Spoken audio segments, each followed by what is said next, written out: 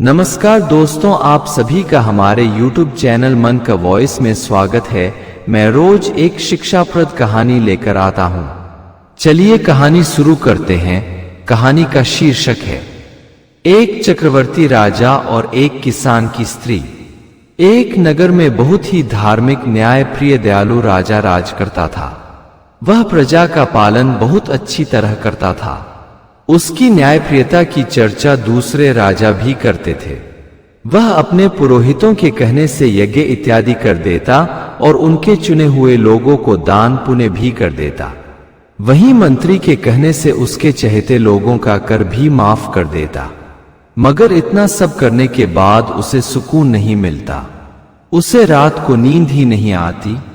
रात रात भर जाग कर बिता देता। वह अपनी समस्या राज वैद्य से बताई तो उसने राजा का उपचार शुरू कर दिया, मगर इससे राजा को कोई विशेष लाभ नहीं हुआ। तो दूसरे राज्य से राजवैद्य बुलाए गए। उन्होंने भी राजा का अपने तरीके से उपचार किया, मगर राजा को रात में नींद नहीं आई। तब राजा ने अपनी समस्या एक सन्यासी से बताई। सन्यासी ने राजा को बताया कि राजा रोज सुबह सैर किया करे। इस तरह राजा पैदल ही सैर पर जाने लगा। जो राजा की नींद रात रात भर नहीं आती थी, अब वह 2-3 घंटे सोने लगा। तो उसने सोचा, क्यों ना सैर के बहाने सुदूर किसानों के गांवों में भी घूमा करूं। इससे 2 कार्य हो जाएगा। एक तो मेरा सैर भी हो जाएगा, दूसरे गांव के किसानों का हाल भी पता चल जाएगा। अभी तक तो गांव की खबर मंत्री रखता था, मगर मुझे भी अपनी प्रजा का हाल जानने चाहिए। इसलिए राजा दूसरे दिन एक सेठ का भेष बनाकर गांव भ्रमण के लिए निकला। चलते चलते रास्ते में बहुत सुंदर सुंदर मनोहारी दृश्य देखकर उसे समय का ख्याल ही ना रहा कि दोपहर भी बीत चुका है। वह एक जगह देखा कि खेत में एक अकेली किसान की स्त्री काम कर रही है। राजा ने स्त्री से पूछा, आप अकेली काम कर रही हो? क्या आपके पति नहीं हैं या कहीं अन्यत्र काम पर गए हैं? तब स्त्री ने बताया कि उसके पति इस समय घर पर अपने बूढ़े माता पिता की देखभाल कर रहे हैं और जब मैं देखभाल के लिए रुकती हूं तब वे काम पर आते हैं। इस तरह बारी बारी से हम दोनों अपने खेत का काम करते हैं। राजा ने सोचा, यह गरीब स्त्री है, किसी न किसी तरह इसकी मदद करना चाहिए। वह बोला, जब मैं आपके खेत से आ रहा था तो मुझे कुछ गिरी हुई असरफियां मिली। शायद वो आपके खेत की ही है, और जब खेत आपका है तो ये असरफियां आपकी हुई। आप अपनी ये 5 असरफियां ले लीजिए। स्त्री बोली, सेठ जी, जहां तक मेरा ख्याल है कि मैं 12 वर्षों से खेत की गुड़ाई जुताई करती आ रही हूं। इन 12 वर्षों में 50 से अधिक बार खेतों को जोता है, मगर हमें आज तक एक कौड़ी भी नहीं मिली। स्पष्ट है कि ये असरफी मेरे खेत की नहीं है, शायद किसी की गिर गई होगी। आप उसको अपने पास रख लें या किसी जरूरतमंद को दे दें। तब राजा बोला, मुझे लगता है कि इस वक्त इन असरफियों की आपको सख्त जरूरत है और मुझे आप ही जरूरतमंद लग रही हैं। स्त्री बोली, नहीं सेठ जी, मैं रोज 4 आने कमा लेती हूं और उसका सही उपयोग कर लेती हूं। 1 आने को रोज कुंबे में डाल देती हूं, दूसरे से कर्ज चुकाती हूं, तीसरा मुझे उधार देना पड़ता है और चौथे को मिट्टी में गाड़ देती हूं। इतना कह वह घर के लिए निकल गई। राजा देखता रह गया, उसके पल्ले कुछ नहीं पड़ा। आखिर वह अपने पहले आने की कमाई कुंबा में क्यों डालती है?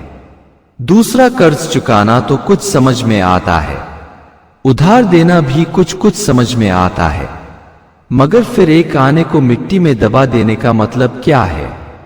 यानी मुझे उसके किसी भी सवाल का सही जवाब नहीं पता है।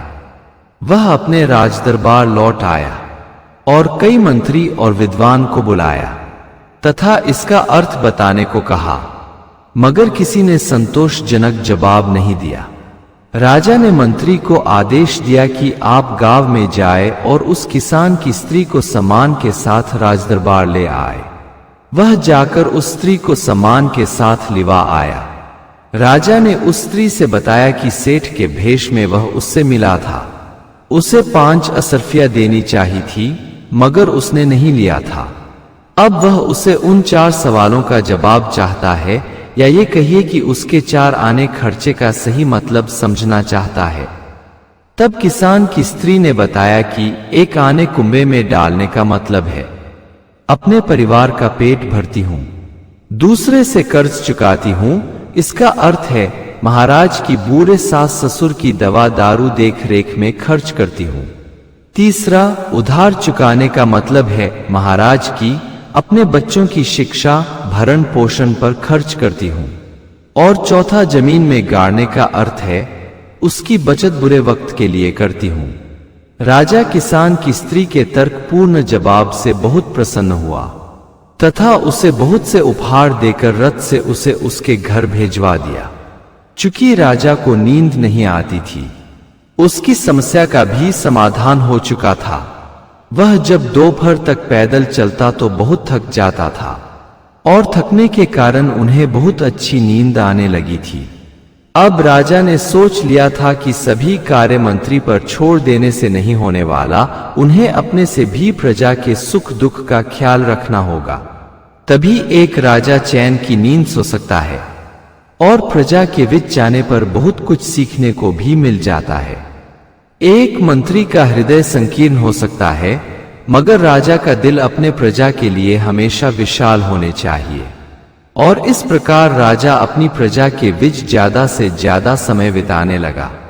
एक तरफ जहां प्रजा अपना सुख दुख राजा से कह पा रही थी, वहीं राजा के उदार दिल के चर्चे दूसरे राज्य में भी होने लगे थे। अगर आपको हमारी कहानी अच्छी लगी हो तो हमारे चैनल को सब्सक्राइब करें, लाइक करें और कमेंट बॉक्स में राधे राधे जरूर लिखें। आपसे पुनः मिलते हैं एक नई वीडियो के साथ। तब तक के लिए आपको और आपके पूरे परिवार को राधे राधे।